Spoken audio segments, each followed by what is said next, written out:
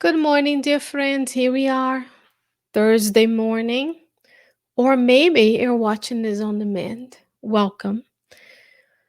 I am broadcasting this to you from Central Virginia in the United States of America, the Spirit Society of Richmond. And this is a study from the book Calmness by the Spirit, Emmanuel, through the mediumship of Francisco Cândido Xavier. What a blessing to be with you today.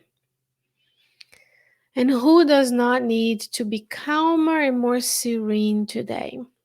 And sometimes, as I study this chapter to be here with you, I notice a pattern. As a scientist, I notice patterns a lot.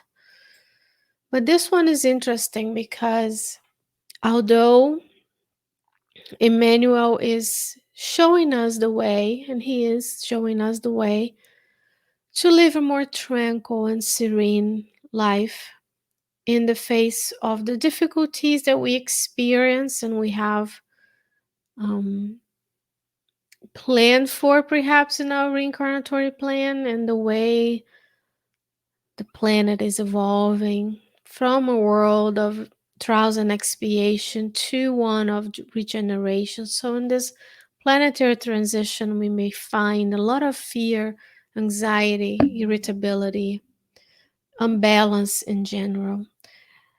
And as I study these chapters and prepare, these messages are translated and revised by the team of the Spirit Society of Richmond.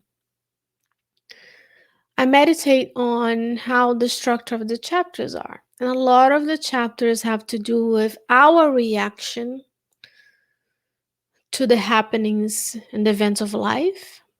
Others have to do with the way we behave in relation to others. And sometimes makes me think he's trying to tell us we can create our own calm if we start seeing things in a different lens of immortality and my reaction to how much I can control versus how much is for others to reckon with. And this is an interesting chapter. It's titled by Emmanuel Loved Ones. It's a beautiful way for us to start our day today, or for you to start your night or evening, whichever way you're watching this live on demand. We hope that you can join us in our YouTube, Facebook, and Instagram platforms, and many others to come for social media. If you're watching this many years from when it comes live first, part of being calm is to also develop habits where it allows you to meditate and allows you to nourish your soul with good content. And this is an interesting chapter. Loved Ones by Emmanuel in the book Calmness. Emmanuel tells us, quote, "Of course, you already understand that your loved one is a world in itself, often with feelings and reasoning very different from yours, period." That's a statement. Do we recognize our loved ones as their own beings? Are they as their own spirit in development on the earth? Or are we thinking they are an extension of ourselves, if they are our children, so on and so forth? How do you see your loved ones? How do we look at them? Do we see a child of God willing to grow?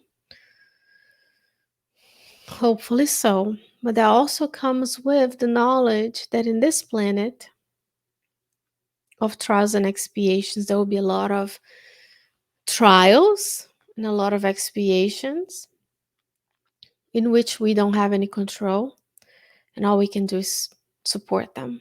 So sometimes we can do things for them, but a lot of times we can't. We have to let them be, and we let him learn, and sometimes pain is the best teacher. And that's the difficult message of this chapter for calmness. Emmanuel will continue, quote, "We understand the situation of each individuality within the context of needs and trials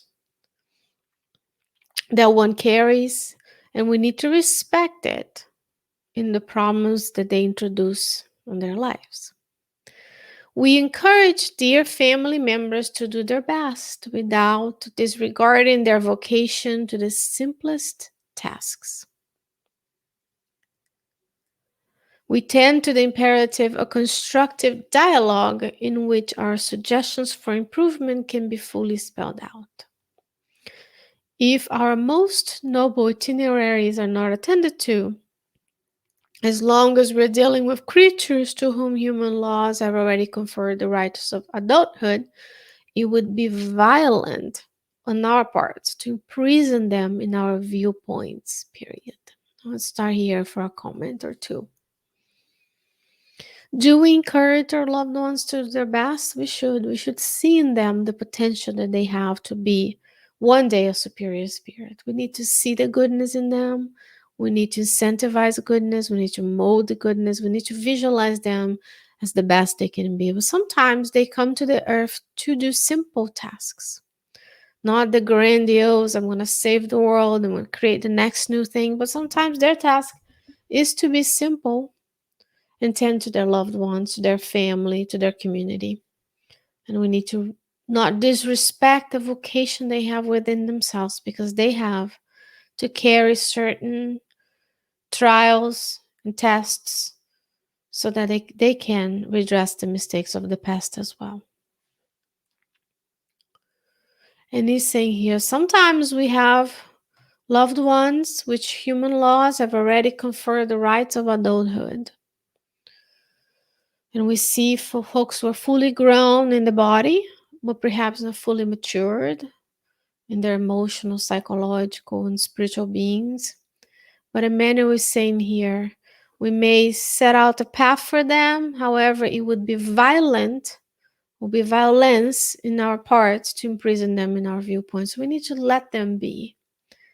Provide them with the touchstone of goodness, of honesty, sincerity, righteousness, of being loved and accepted, knowing that their immortal soul live in this transient, fast existence on the earth. They are immortal beings.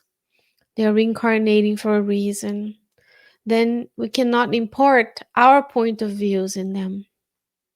It shouldn't be about what I want for them, more about what they came here to do. You still can want and do the best you can to support them, and you should wish the best for everybody, but we can't imprison them in the way we see things. Now he's going to talk about children and descendants. Emmanuel says, quote, we plan for the marital bliss of our children while on the earth. However, in the hypothesis that they were born into unions for difficult rescue, it would be dangerous to compel them to flee the path they have to cross. We esteem to honor loved ones or loved descendants with the highest academic titles. However, many will have come to us when in the physical plane for the hardest jobs or works. It is up to us to respect their plans. Unquote for now. How many of us wouldn't love to just set everything beautifully for our loved ones? And you marry that person, they're perfect for you. You go to that college, you get this degree, check, check, check. We're preparing our loved ones to their resume, not to the eulogy. We're preparing them to be successful. Yet maybe they didn't come here to be a physician. They came here to be a janitor, and we need to respect them. Every work is honorable as long as it's just. That doesn't mean we don't set the path so they could do it, but sometimes that's not what their path is. So it's two things that we do on the planet that are of example to that Emmanuel gives to us here. Desiring marital bliss for the children, but perhaps not understanding that their unions may be of difficult, to rescue the mistakes of the past. And he's saying it would be dangerous to compel them to flee the path they have to cross. Why would that be? Let's think this through. If we find our loved ones in difficult relationships, perhaps that's the path they have to go. And when I steer them in a different direction, I'm co creating their life and I'm co responsible for preventing them from their lesson. That doesn't mean I will tolerate violence, domestic violence, disruptance, but sometimes we have to be respectful, we have to help and support and let them make the decision that is best for their path.